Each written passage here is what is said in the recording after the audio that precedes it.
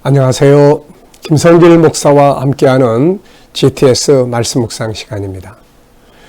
네, 오늘은 7번째 주간의 셋째 날 묵상입니다. 셋째 날 묵상의 주제는 숨겨진 비밀 찾기가 되겠습니다.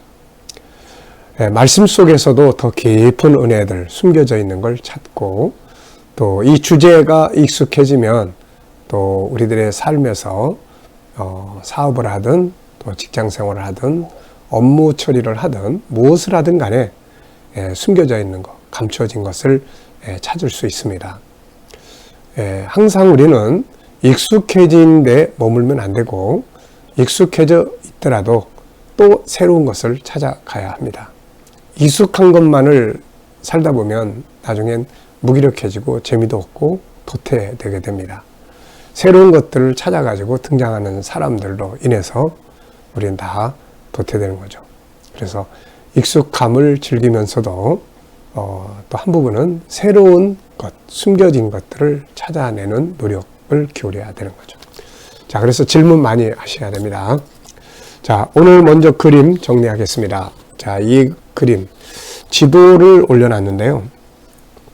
이 내용은 아브라함의 그 이동 경로를 이렇게 보여주고 있는 지도입니다. 아브라함은 하나님의 부르심을 받아서 세계 선교라고 하는 중요한 사명을 갖고 그 사명의 센터가 되는 이제 가나안 땅으로 옮겨가게 되죠. 그래서 그가 원래 살았던 곳이 우르입니다. 이 갈대아 우르, 바벨론 지역 갈대아 우르. 그래서 이 우상의 도시를 하나님께서 떠나게 하시고 이 먼 거리를 여행을 거쳐서 하나님 와서 좀 머물다가 그 아버지가 돌아가시고 난 다음에 그는 이 가나안 땅으로 옮겨가게 됩니다.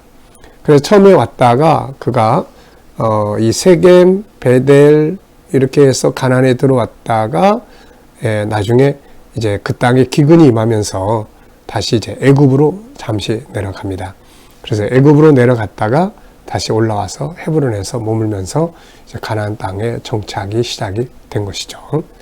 이때 그의 나이가 75세입니다. 그래서 75세부터 그는 새로운 비전과 새로운 인생을 위한 새로운 삶이 시작이 되었던 것이죠. 자, 이 내용을 보면서 제목 정하고 느껴지는 것 스토리텔링 하겠습니다. 자, 저는 제목을 아브라함의 이주 이렇게 적어봤고요. 또 하나는 새로운 비전을 향하여 이렇게 적어봤습니다. 새로운 역사, 그동안 감춰졌던 것, 알지 못했던 것이 아브라함에게 나타난 거죠. 하나님 만나고 하나님의 계획을 깨닫게 된다는 건 엄청난 성공의 길이고 축복입니다. 자, 몇 가지 적어봤는데요. 새로운 역사를 위해서는 삶을 정리해야 된다. 새로운 걸 찾으려면 기존의 익숙함을 버려야 하는 거죠. 자, 떠나야 새로운 곳으로 간다. 그리고 이 여행을 시작할 때 기대감, 또 한편에서는 두려움, 그러면서도 결단. 이렇게 할 수 있었던 것은 믿음. 히브리서 11장 8절을 보면 아브라함은 갈 바를 알지 못하고 하나님 가라고 그럴 때 믿음으로 갔다. 이렇게 이야기를 합니다. 결국은 하나님께 대한 신뢰가 이 먼 여행길을 시작하게 했던 것이죠. 자, 두 번째입니다. 보이는 것과 보이지 않는 것. 자, 우선 눈에 보이는 것은 갈대아 우르에서부터 시작이 된 아브라함의 이동 경로, 그리고 지중해 바다가 보이고요. 그리고 이 지명의 이름들이 쭉 소개되어 있습니다. 자, 보이지 않는 부분은 일단 하나님이 보이지 않지만 통치하고 계시는 거죠. 그리고 아브라함과 하나님이 만나신 세상에 수많은 사람들이 있는데 그 중에서 하나님께서 아브라함을 부르셔서 너를 통해서 땅의 모든 민족을 구원하겠다. 네가 메시아의 조상이 된다. 수많은 사람들이 있는데 그 중에서 아브라함이 선택이 된 거죠.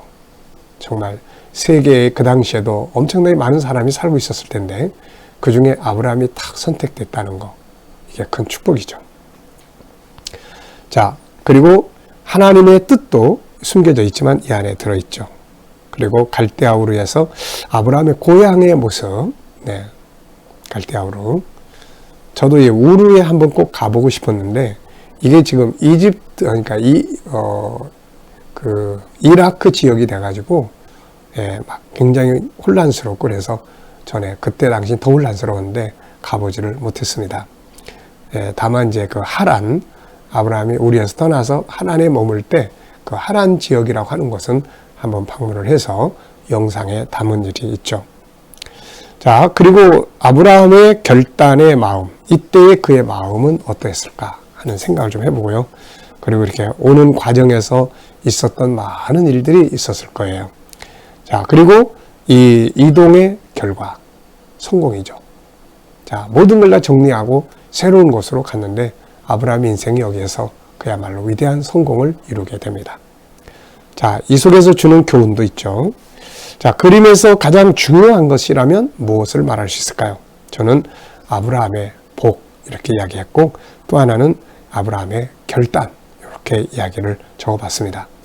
아무리 하나님의 은혜를 받고 또 비전을 깨달아도 결단을 내리지 못하면은 미적미적하다가 끝나게 되는 경우가 아주 많죠.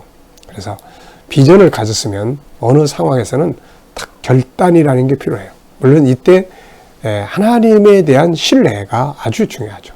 네. 기억력 향상학입니다. 이 그림을 보시면서 떠오르는 것. 네, 저는 이 그림 보면서 진짜 떠오르는 게 아주 많습니다. 우선 창세기 12장 1절로 4절 이 장면이 떠오르고요. 또 이 말씀과 나의 인생. 네. 이 말씀과 나의 인생. 그래서 제가 이 말씀을 처음에 받았을 때 참, 이 말씀대로 살면 굶어 죽지는 않겠다 이런 생각이 들었어요. 왜냐하면 내가 너에게 복을 준다고 말씀하셨기 때문에 땅의 모든 민족을 구원시키는 복을 받게 하는 이 사명을 위해서 살면 굶어 죽지는 않겠다. 하나님 먼저 나한테 복을 주시니까. 그런 생각이 들었던 때가 있고요. 세계 선교라고 하는 큰 사명의 비전을 품고 그리고 우리 교회가 탄생을 했습니다. 그래서 강변 성산교회, 우리 한국에서 그렇게 대형 교회는 아니지만 그래도 이 하나님의 복음, 천국 복음을 그야말로 온 세계에 나눠주는 역할을 한 부분을 담당을 해왔고 지금도 하고 있습니다. 이게 참으로 감사한 일이죠. 이제 또 생각이 많이 나는 것은 이제 어떻게 우리 아들 세대에 나의 세대로 이 말씀이 끝나지 않고 우리 아들 세대에게 이 말씀을 줘서 우리 아들 또 그 다음에 제가 보게 될지 못 보게 될지 모르지만은 우리 아들의 또 자손 봐야죠. 봐서 내가 이 말씀을 붙들고 교육을 시킬 수 있어야 되죠. 그래서 이 말씀을 이루어갈 수 있는 가문의 역사가 만들어질 수 있도록 요즘엔 그런 생각을 좀 많이 합니다. 네. 나를 통해서 이루어졌던 이것 다음엔 우리 아들을 통해서 이루어질 수 있는 그런 삶, 그런 환경을 하나님 주시도록 기도하면서 준비해 가고 있습니다. 자, 다섯 번째는 상상력 키우기입니다. 가운데 이 말씀, 이 그림 딱 놓고요. 앞에는 아브라함과 하나님과의 만남, 다음은 이 모든 역사가 완성되는 것이 계시록 7장 9절로 17절이에요. 온 세계 모든 인류 다 구원받아서 하나님의 보좌 앞에 서는 장면이죠. 그때 아브라함도 또 우리 모두가 다 이 뜻을 이루기 위해서 일했던 사람들이 영광과 상급을 받게 되는 것이죠. 자, 오늘도 질문, 미래를 어떻게 살고 싶은가요? 그렇다면 지금 무엇을 해야 될까요? 한 번쯤 스스로에게 물어보시고 넘어가시기 바랍니다. 자, 오늘도 우리 본문 말씀 세 곳을 읽어보겠습니다. 창세기 12장 1절로 4절, 출애굽기 19장 3절로 6절, 사도행전 1장 8절입니다. 여호와께서 아브라함에게 이르시되 너는 너의 고향과 친척과 아버지의 집을 떠나 내가 네게 보여줄 땅으로 가라. 내가 너로 큰 민족을 이루고 네게 복을 주어 내 이름을 창대하게 하리니 너는 복이 될지라. 너를 축복하는 자에겐 내가 복을 내리고 너를 저주하는 자에겐 내가 저주하리니 땅의 모든 족속이 너로 말미암아 복을 얻을 것이라 하시니라. 이에 아브라함이 여호와의 말씀을 따라갔고 롯도 그와 함께 갔으며 아브라함이 하란을 떠날 때에 75세였더라. 출애굽기 19장 3절로 6절입니다. 모세가 하나님 앞에 올라가니 여호와께서 산에서 그를 불러 말씀하시되 너는 이같이 야곱의 집에 말하고 이스라엘 자손들에게 말하라. 내가 애굽 사람에게 어떻게 행하였음과 내가 어떻게 독수리 날개로 너희를 업어 내게로 인도하였음을 너희가 보았느니라. 세계가 다 내게 속하였나니 너희가 내 말을 잘 듣고 내 언약을 지키면 너희는 모든 민족 중에서 내 소유가 되겠고 너희가 내게 대하여 제사장 나라가 되며 거룩한 백성이 되리라. 너는 이 말을 이스라엘 자손에게 전할지니라. 사도행전 1장 8절. 오직 성령이 너희에게 임하시면 너희가 권능을 받고 예루살렘과 온 유대와 사마리아와 땅끝까지 이르러 내 증인이 되리라 하시니라. 아멘. 자, 지금 우리가 이번 주간에, 이번 달에는 나라를 위해서 기도하는 달입니다. 지난 주간에는 전쟁, 6.25 전쟁으로 폐허가 된 대한민국, 그거를 다시 복구시키신 하나님의 은혜를 우리가 살펴봤고요. 이번 주간에는 하나님이 왜 이렇게 이 땅을 버리지 않으시고 전쟁의 폐허 속에서 다시 일으켜서 발전하게 하셨느냐. 이유는 선교다. 바울 사도가 하나님은 모든 사람이 구원을 받길 바라신다. 이것을 이루기 위해서 나라가 평안해야 되고 나라가 경제 성장을 해야 된다는 거죠. 그렇다면 경제가 발전하고 나라가 평안하다면 무엇을 해야 될까요? 바로 아브라함한테 주셨던 이 선교적 비전을 이루는 나라가 되어야 하는 것이죠. 이게 바로 잘 되는 비결입니다. 자, 감사한 일, 어제 오늘 감사한 거 3가지 적어보시고요. 1번입니다. 오늘 본문 읽으면서 느끼는 건 뭔가요? 참 창세기 12장 1절로 4절은 볼 때마다 은혜를 받습니다. 아침에도 운동하러 나가지고 이 말씀을 계속 묵상을 합니다. 묵상을 이렇게 하면서 걸으면서 그럼 더 많은 것들을 생각하게 돼요. 땅의 모든 민족이 너를 통하여. 특히 오늘 아침에는 그래 이제는 나는 이 교회를 통해서 이 하나님의 역사를 그동안 40년 동안 이루어왔는데 이제 내 자녀는 무엇을 통해서 이 일을 이루게 할까? 이것을 많이 생각하면서 이제 하나님께서 우리 자녀 세대를 통해서도 이 말씀이 이루어지기를 위해서 기도했습니다. 자, 땅의 모든 족속이 너를 통하여 복을 받으리라. 새로운 비전. 네. 참, 이 말씀이 볼 때마다 감동을 주고 묵상할 때마다 새롭게 합니다. 자, 2번째입니다. 하나님이 아브라함에게 지시하시는 땅으로 가라고 하신 이유. 오늘은 숨겨진 비밀 찾는 거예요. 이유, 원인, 이런 거, 과정. 네. 하나님이 아브라함에게 지시하는 땅으로 가라고 하신 이유는 뭔가요? 바로 모든 민족을 구원하시기 위한 것이죠. 인류를 구원하고자 하는 하나님의 계획을 이루시려고 아브라함을 선택해서 세계 선교의 센터가 되는 예루살렘, 가나안 땅을 가게 하신 겁니다. 지금은 예루살렘은 오히려 복음을 받아들여야 되는 그런 시대죠. 그래서 세계 선교의 센터, 우리 대한민국이 되어져야 하는 것입니다. 3번째입니다. 하나님이 시내 산에서 모세와 이스라엘 백성들에게 약속하신 건 뭔가요? 아브라함에게 주셨던 그 비전을 하나님은 400년 세월이 지난 뒤에 그 자손들에게 다시금 확인을 시켜줍니다. 이게 출애굽기 19장 3절 6절이에요. 너를 온 세계의 제사장 나라로 세운다. 네. 인류 구원의 역사를 이루는 중보자의 민족으로 국가로 세우겠다는 거죠. 자, 4번째입니다. 예수님이 마지막으로 제자들에게 지시하신 것. 땅끝까지 내 증인이 되라. 아브라함, 모세, 예수님, 그리고 제자들에 의해서 복음이 온 세계에 전해지고 마침내 이루어지는 것이 계시록 7장 9절로 17절인데 이 부분은 다음 주간에 묵상을 하게 됩니다. 자, 땅끝까지 내 증인 되라. 그래서 아브라함으로부터 이어지는 하나님의 계획이 선교적인 역사가 계속 이제 진행이 되는 거죠. 자, 본문을 볼 때 나의 삶에서 변화하고 발전해야 할 부분은 무엇이라고 생각하는가? 자, 새로운 사명, 새로운 선교. 아브라함 75세에 새로운 비전을 가지고 가나안 땅으로 옮겨갔어요. 저도 지금까지 제 인생의 여정, 그러니까 어떻게 보면 제 인생의 여정도 크게는 전반부, 후반부. 그 중요 기점이 바로 주님을 만나고 이 창세기 12장 1절로 4절을 만날 때 이게 기점이었던 것 같아요. 그게 저는 이제 젊은 청년 때 그 말씀을 받고 그때부터 이제 일반적인 삶을 살았던 내 인생이 이제 이 세계 선교라고 하는 이 비전을 이루기 위한 삶으로 바뀝니다. 그 세월이 이제 40년이 지냈습니다.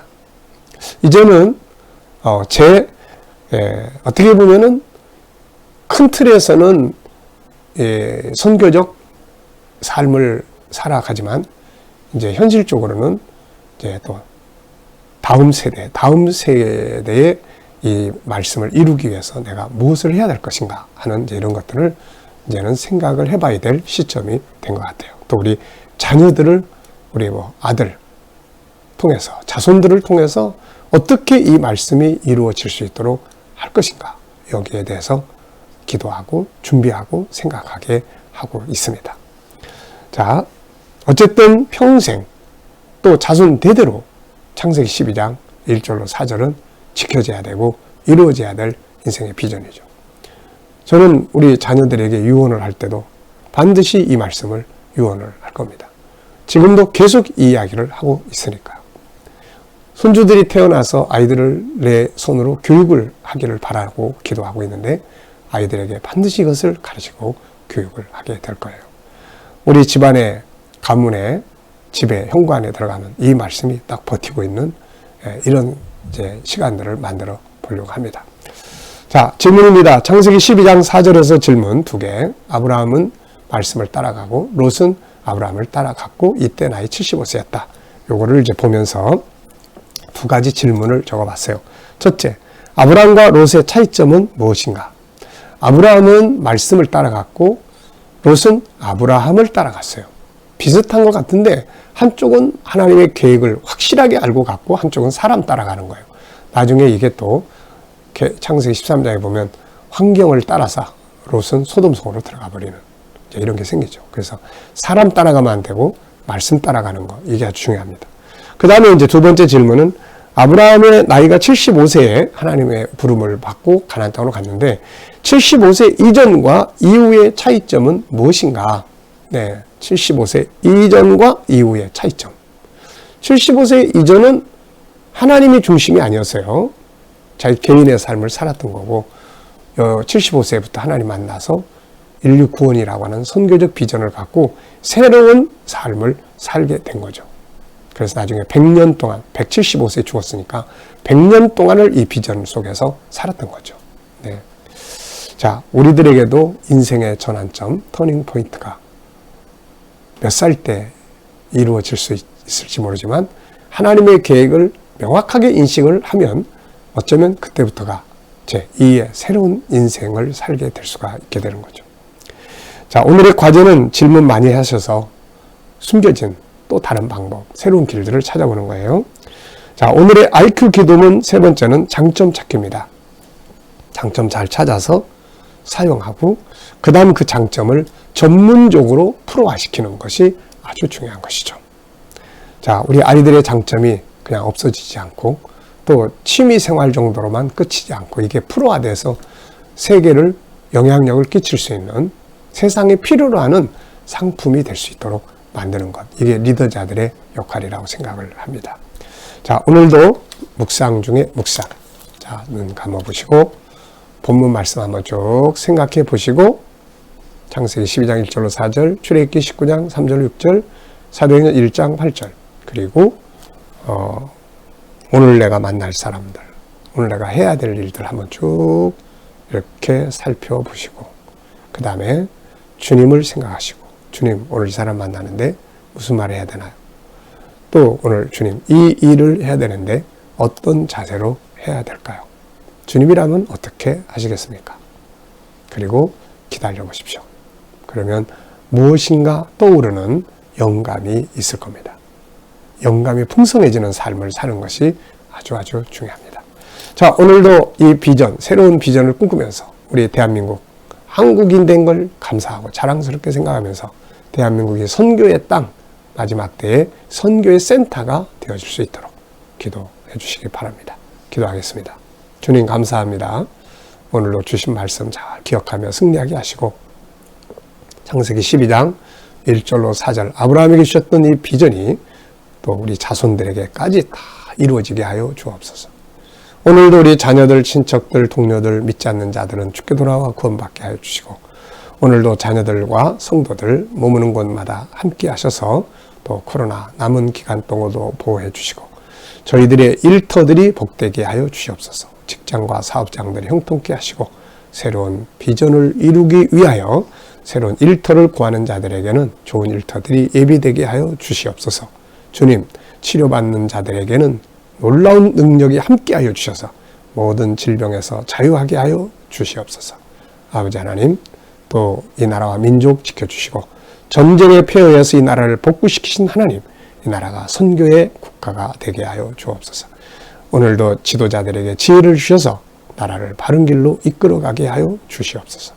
아버지, 오늘도 세계 곳곳에 있는 선교사님들과 저들의 사역 가운데 함께 역사하여 주시고 우크라이나 전쟁 속히 그쳐서 세계 경제가 다시 회복되어지게 하여 주시옵소서.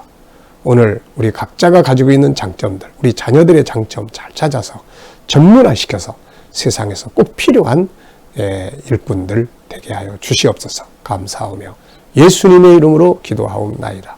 아멘.